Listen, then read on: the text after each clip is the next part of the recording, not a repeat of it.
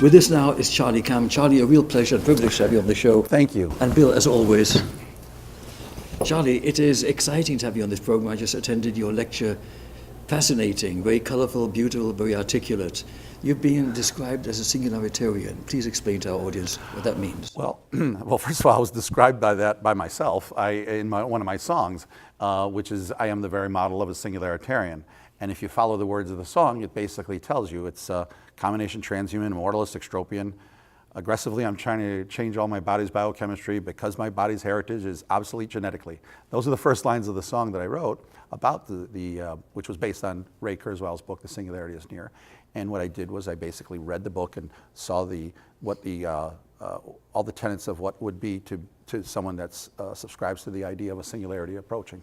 And really it is about, it's basically technology keeps on advancing faster and faster, and we're going to use all those technologies to better ourselves and all of humanity.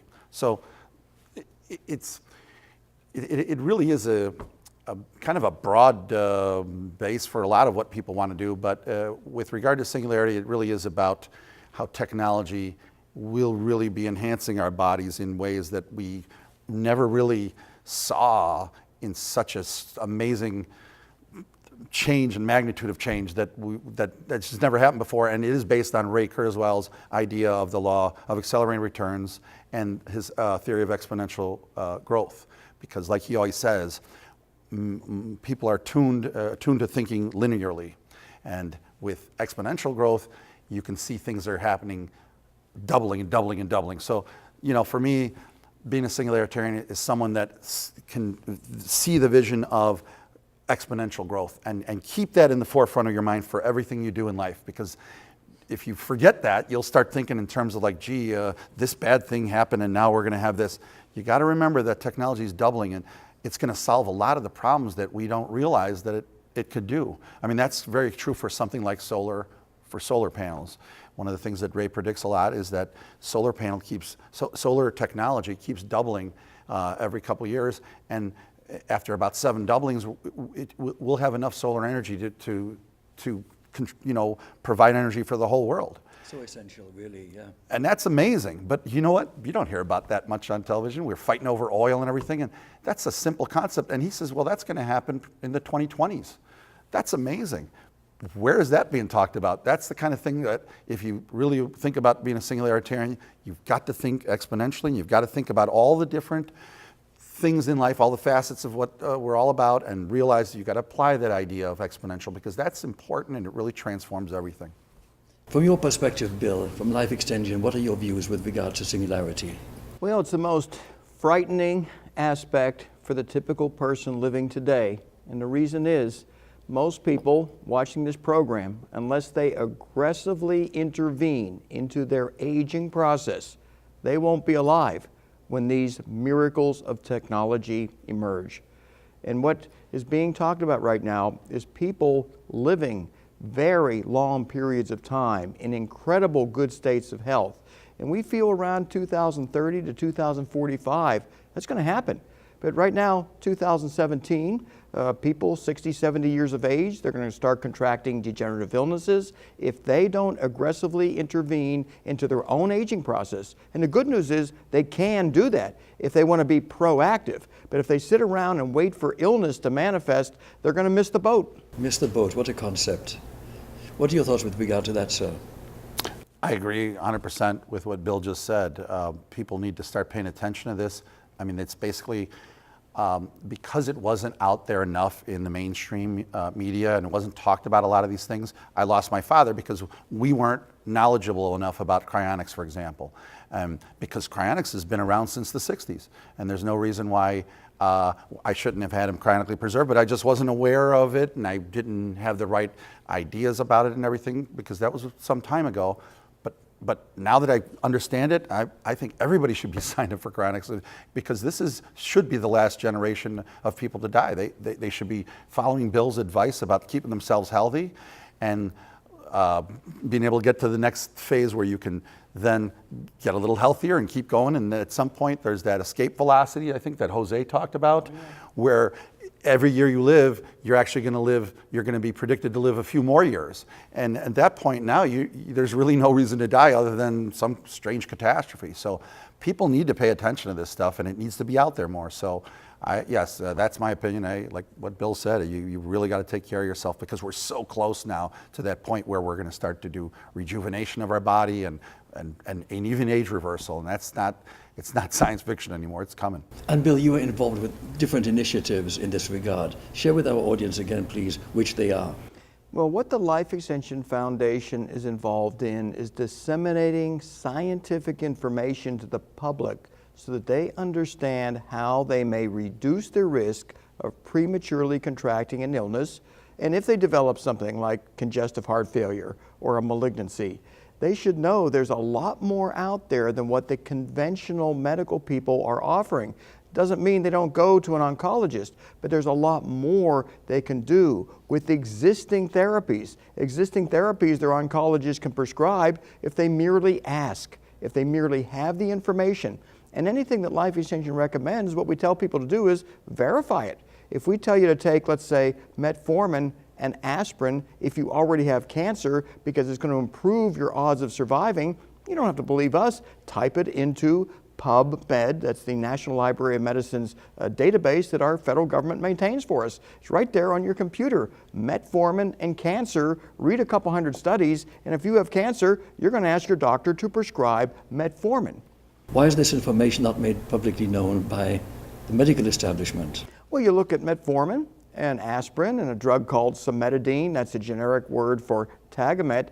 The drugs are out there. It's illegal, though, for the manufacturers to tell the public that they have anti-cancer properties. The fact of the matter is they do, and that's validated in hundreds of published studies. So if you're a victim of cancer and you don't know to ask for those medications, your oncologist has not been educated about them. He's been educated about chemo and radiation, which for some people is necessary, but using metformin, aspirin, cimetidine, a number of other existing medications can add a lot of years to a cancer patient's longevity. In some cases, improve their odds of having a complete response to the disease. Most interesting, Bill.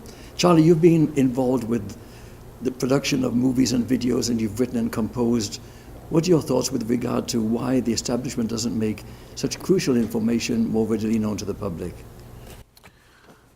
Well, it's a tough question. I think, it's in part it's just because ideas still take time for it to kind of get into the mainstream. Although that's happening exponentially too. That's happening faster and faster. And you can just tell because you see ideas and things happening faster. The idea that television took 50 years or something to get around, but cell phones took a lot faster to become ubiquitous. So and those are just technologies, but that's kind of happening with ideas. So it's still taking time, but I think what I mentioned in my speech when I was talking about even someone like Suzanne Summers' granddaughter, Camellia Summers, she's a 20-year-old college student, and when I mentioned nanobots, she says, "Oh yeah, I did a paper on that." I'm like, "Wow, okay." So that next generation, they're already, our older generation may not be like, because we're set in our ways, so it's a little harder to adapt unless you really are like Bill and you already are one of the, people like Ray Kurzweil. He's an older guy, but he's on top of all the newest things. But for the most part, people are kind of set in their ways. It takes time to kind of get them over that hump of what they think they know, and they think that's the answer. So I think it's just a matter of kind of getting it more and more in the mainstream, but it's going to take some time for the older generation. I think it's a lot faster for the younger people. Speaking of progress, Bill, what's new, what's happening right now that we should be made aware of? At this stage, there's probably about 6 different experiments that are either being conducted right now or will soon be initiated that aim to reverse biological aging in humans.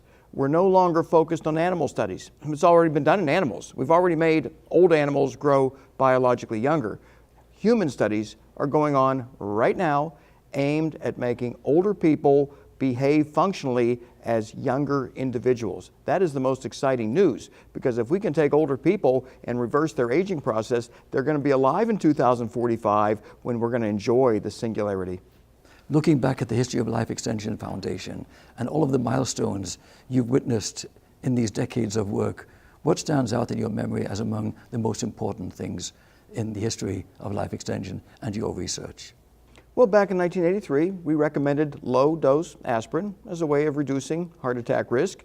The newer information shows that low-dose aspirin reduces cancer risk. And if you have cancer, aspirin will reduce metastatic risk. So by taking aspirin, which helps the platelets that get sticky in people, especially if they're laying around in a bed, the platelet stickiness facilitates tumor cell metastases.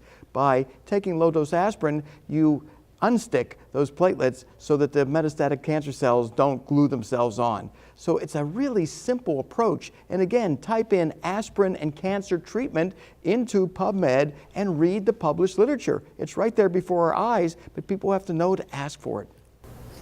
What are your plans for the future with life extension at this time in history? The priority of life extension is to induce meaningful and systemic reversal of pathological aging processes in elderly humans. Our focus right now is initiating and helping to facilitate existing studies where older humans are experimenting with therapies that may reverse their aging process, and the preliminary evidence is powerful. Charlie, what are the priorities that you're dealing with in your career right now? My personal priority is always about existence, and it's an existential. In other words, I always think about life extension and making sure that I'm in a good position, that I will not die, essentially. You know, that I want to be able to be at that forefront of what all the newest technologies are that are going to help me and my loved ones continue to stay alive, because there's so many amazing things, as Bill is describing, that are out there that are not being utilized by so many people just because they don't know. One of my priorities in that field is to keep moving these ideas forward by whatever means I can, which is something that I do, which is make, movies or music videos or songs, anything that'll get it more out into the media. Also, I have a company that does interactive lifelike digital avatars of people and celebrities and stuff. And I do that in part not just because it's something interesting and fun, but I want to generate money from that to put it towards things like the SENS Foundation or any of these life extension types of therapies that need money and that can keep going forward, or anything, even like the Life Extension Foundation, anything that I can help do move forward. That's kind of the priorities that I have. Yes, I saw Aubrey de Grey in your videos, and that brings me to RADFest as well. I'd like to ask you both to share with our audience your thoughts on the first RADFest event and what's coming next. Well, in August, I know a lot of people are going to go away on a vacation, and they're going to sightsee or lay on the beach, all kind of options there. But what I'm going to be doing is traveling to San Diego. The conference is called Revolution Against Aging and Death. And at that conference are some of the most prominent scientists, physicians in the world, talking about their research and their successes in enabling people to live longer, live healthier. Interspersed between that is some interesting entertainment, along with good philosophy and interactions. People who go to RADFest get to interact with physician scientists who are at the cutting edge of finding cures for today's degenerative diseases and possibly finding ways to reverse aging. I couldn't think of anything better to do this summer than attend this 5-day RADFest event. And I agree with that. And when I did my conference in Chicago in 2007, I had always thought, like, maybe I'll do a 10-year anniversary, conference to see where everybody landed and what they're all doing.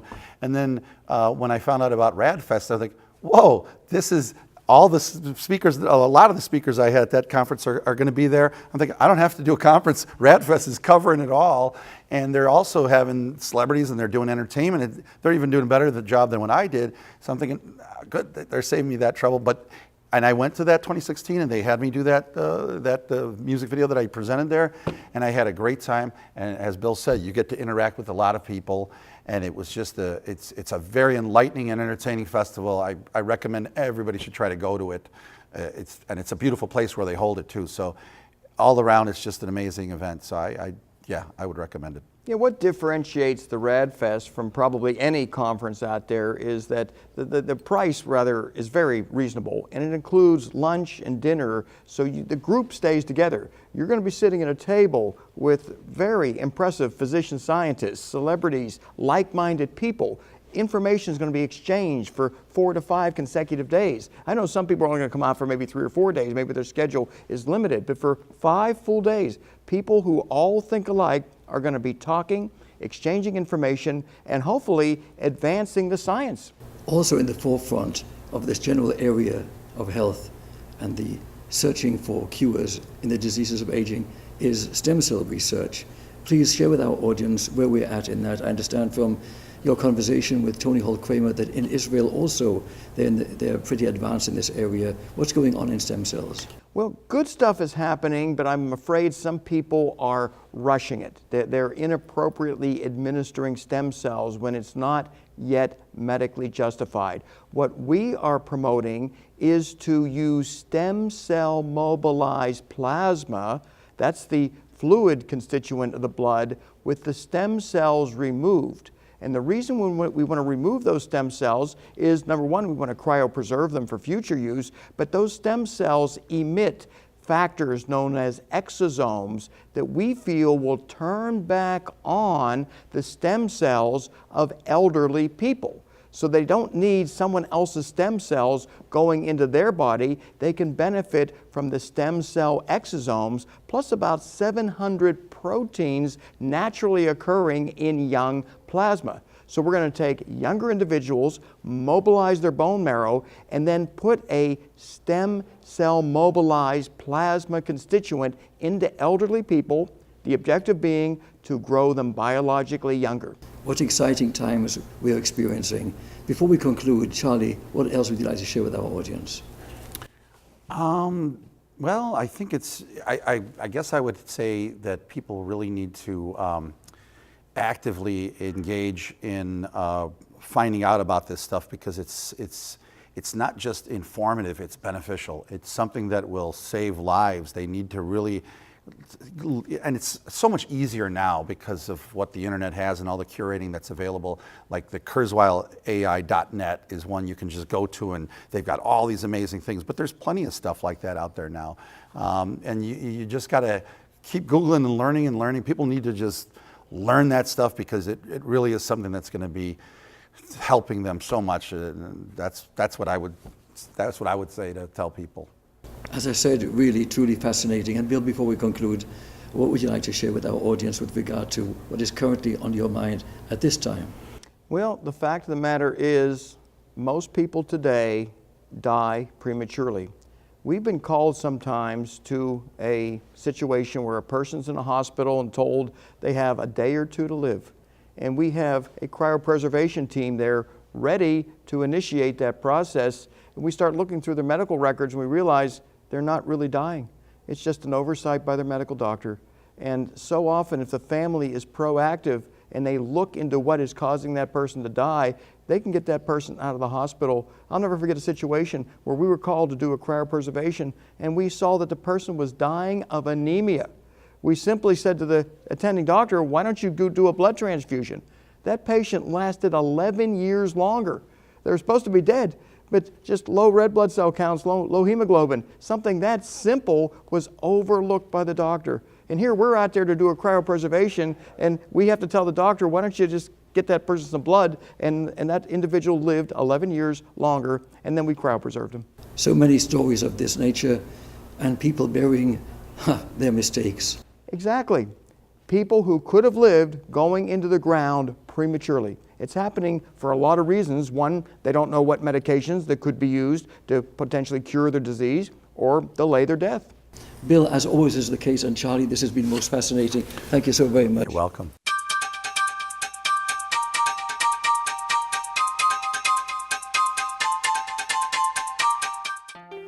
Human age reversal. We may be there already. Human studies are now ready to begin to confirm meaningful reversal of pathological aging processes. These clinical trials aim to alter older humans so that they function as much younger individuals. Even modest success will result in a paradigm shift that will impart enormous societal benefits, such as sparing Medicare from insolvency. Life extension is not standing idle while 5,000 Americans die each day from age-related illnesses. Joining us are physician scientists who want to hurry up these technologies to keep people from aging to death. While life extension is pushing these projects forward, we need financial help to ensure these studies are carried through to fruition. You can support this research by making a tax-deductible donation to Life Extension Society. All donations will be used to fund age reversal research. Join us on this essential mission.